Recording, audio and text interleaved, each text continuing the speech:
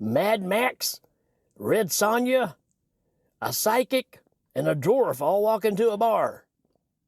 Stop me if you've heard this one. Nyuk, nyuk. Wait a minute, I hear something. Dr. Movie! Dr. Movie! Blueberry News! Dr. Movie! Dr. Movie! Yeah!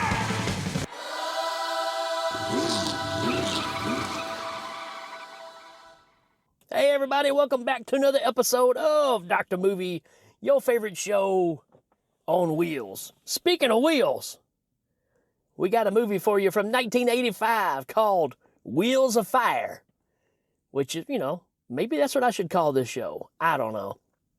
But, yeah, I got to check this one out. It was on the old list on Tubi. And we have a action/sci-fi flick. Let's just be honest. This is another Mad Max ripoff. So much so that, there's no denying what this movie is. It did get a 4.7 out of 10 on IMDb. Let's look here. The synopsis says, there are no rules and no place to hide from the deadly highway warriors, which is hilarious because post-apocalyptic, there are no highways. It's just dirt. So I love that they're called the highway warriors, even though there's no highways. Anyways, they ravage the roads and machines of destruction. But one warrior will stand up against impossible odds with help from his flame-spewing, nuclear-charged armored automobile. They put a lot of emphasis on the car here. The car is really not that important. Yeah, he's got a flamethrower, but who doesn't, right? Anywho, this movie is directed by Sergio H. Santiago. Filmed in the Philippines for the most part. Let's see here. We got a why to watch. Let's see. Well, let's talk about Sergio first. He made a lot of movies that you kind of go, oh yeah, you can see the similarities here. He's the one that gave us Equalizer 2000. He gave us Firecracker, Vampire Hookers, Death Force. I'm all about some Death Force. Raiders of the Sun, which I have already covered on this show. So there you go. Some fun to be had in these movies. We got some why to watch here. It says Wheels of Fire is a well-shot and really good use made of the Philippine location. So yeah, I do know a lot of it was shot in the Philippines. Despite the mostly shoddy line delivery, it's still a great deal of fun, helped by an over-the-top protagonist. Is he really over the top? I don't know. He's kind of laid back, if you ask me. While there isn't a ton of substance on show here, on balance, Wheels of Fire is not bad and is pretty entertaining. Yeah, it's got its moments, right? Come on. When the movie is going to have as little dialogue as possible because you're going to have car chases and flamethrowers, and what's not to like, right? So if you're going into this looking for some incredible dialogue, then you're just out of luck. Let's look at our cast, shall we? I don't know that I'll get very far. Here's the thing. Everybody's name in the post-apocalyptic future. You've got one girl named Spike. It's played by Linda Grosvenor. Let's see if she's been in anything that we've seen. Apparently not. So anywho, but she plays Spike, who is about the only normal dressed person in this whole show. So her name's Spike, but she's like a psychic, or I don't know if she's a psychic. She's a mind reader. So there you go. We've got Linda Wisemere in this movie playing Arlie. She's in Malibu Express, Evil Town, Preppies, Private School, Joysticks. Let's just face it, her role in this, she plays the sister of our hero, and she's hired just because she's topless 75% of the movie. Not that that's a bad thing, but that's what this movie required, I guess, and she got the role. We got Laura Banks in this. Let's see what she has done. Oh, Demons of Paradise. So we know what we get in there. Road Raiders. Sounds like another movie of the same design. Uh-oh, everything just went back. There we go. Now she plays Stinger. So we got Spike and we got Stinger. And they're both, attractive ladies. So why they would have these names like they're starting a new Legion of, Doom wrestling team, or, the Road Warriors wrestling team. Yeah, kind of weird.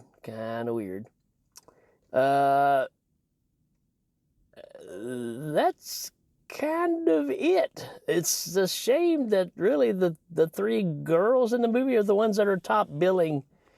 It doesn't really show our hero on here. That is really strange. Anywho, let's get into it. Yeah, it's the Road Warriors. Dude's driving a blacked out car. Here's another thing too I don't understand about all these movies. And I know it's a budgetary thing, right? But if you lived in a post-apocalyptic desert, I mean desert, why would you wear nothing but black clothing and drive black vehicles? Do you know how hot that would be, right? I mean, I'm sitting outside right now in my car, which is not running. That's why things sound a little different. I'm on my lunch break. Just had to get this one done. I'm sitting in my car. It's 60 some odd degrees. I've got my windows rolled up and I've got black interior. And it's warm.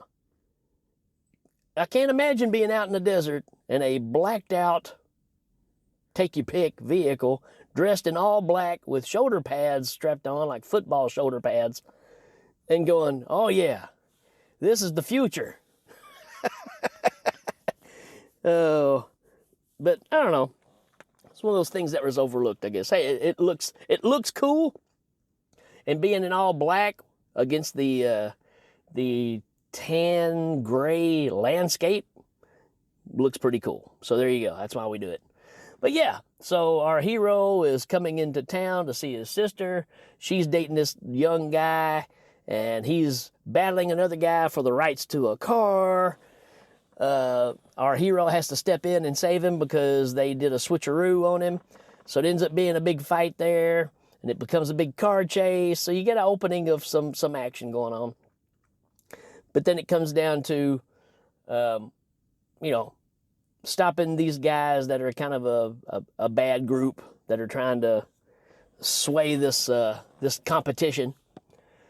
But it all leads to another group coming along whenever our hero's sister is hanging out with her boyfriend. They're trying to get it on close to a dune of some kind, and the bad guys come, interrupt them. They end up taking her away, and the guy's like, hey, I'll be in your gang. I'll do whatever you ask. Just don't hurt me. And she's like, whoa, what a coward, right? Which she was warned about from our hero. But, that's kind of what you're getting here. So our bad guys tie up the boyfriend to the back of a vehicle and just start dragging him, right? And they leave him for dead. And our hero, all in black, finds him. I need to find his name because I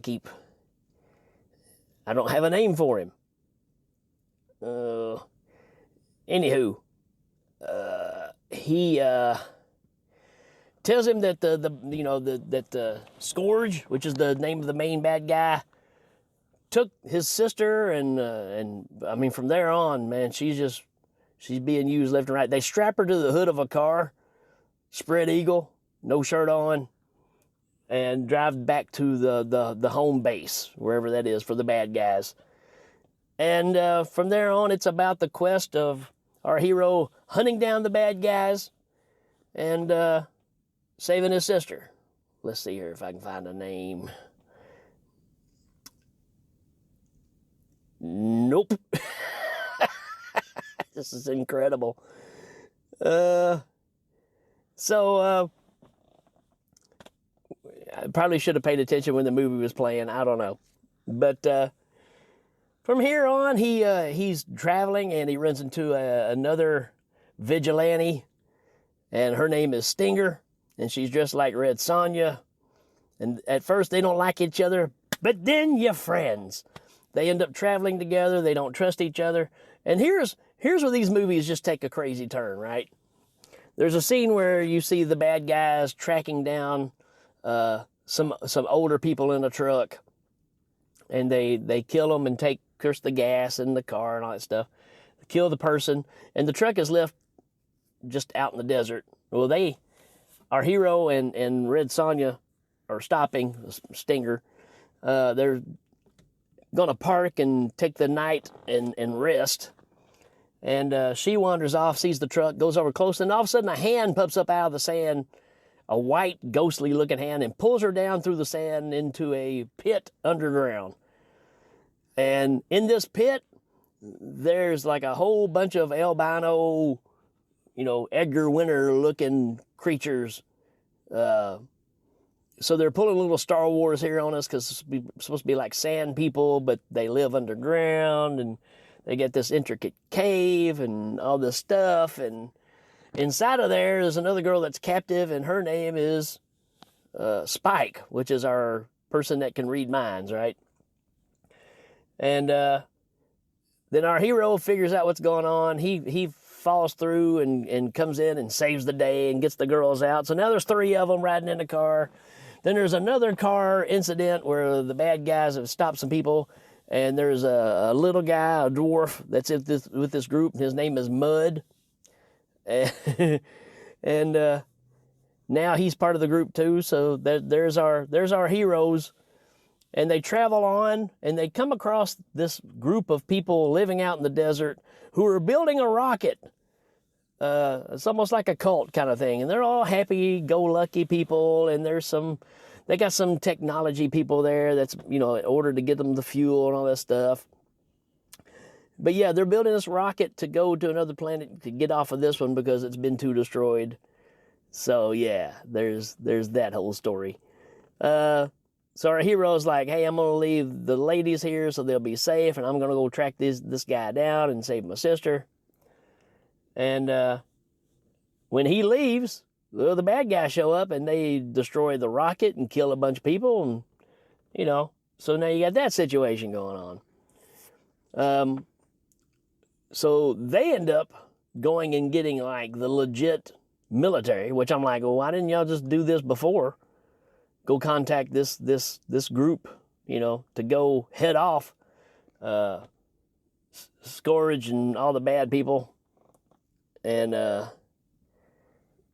yeah, it's just another runaround kind of excuse of things happening in this show. I will admit, even though it's got some pretty decent action, I was kind of checking out from time to time because I was like, yeah, I feel like I've seen this before, and again and again and again. And again, the only thing that really took it somewhere else was the underground kind of thing. And you feel like you've seen that before, too. It's like part Star Wars, part Indiana Jones. So, yeah, they're reaching for whatever they can find to make this movie work. But at the end, it finally comes to him finding his sister, but him getting trapped as well. And but the cavalry is coming, and the bad guys set up a big kind of plot where they're going to surprise attack the good guys when they show up. And they've set some dynamite, some explosions out in a certain area where they're going to drive across. And so our hero and his sister decide they're going to find a way to go ahead and detonate it beforehand to give a warning to the cavalry that's coming. And that's what the whole struggle is from here. Matter of fact, his sister gets shot and killed. Even though she gets shot like 40 times, she still reaches up and hits the plunger, right? And sets it off, and then here comes the cavalry. They're fighting. And it comes down to our hero and the main bad guy, who have a history. They know each other. They've battled before. And I'm going to go ahead and reveal the ending to this because it's worth talking about. The bad guys driving off. The whole bad guys, they're all retreating at this point. And our main bad guy is in his own vehicle. And he parks underneath like this big cliff, thinking that he's hidden. And then out of nowhere, our hero's car just comes flying off the cliff and just crushes the other car beneath it. And then you see our hero standing on top. So he set his car to go off there automatically and kill the bad guy. And that's kind of it. We get Red Sonja, or Stinger. She kind of gets killed in a very unflattering way. This guy's one of the main bad guys, and he's got a gun, but it's jammed, so he pulls out a knife, and she pulls out a gun. He comes running at her, and she shoots him, but he grabs her, and they both fall off this cliff, and she dies. And I'm like, if you just, like, took out his legs first, you know, with the gun, or you could have just stepped aside, you know. You didn't have to go out that way, but that's what we got.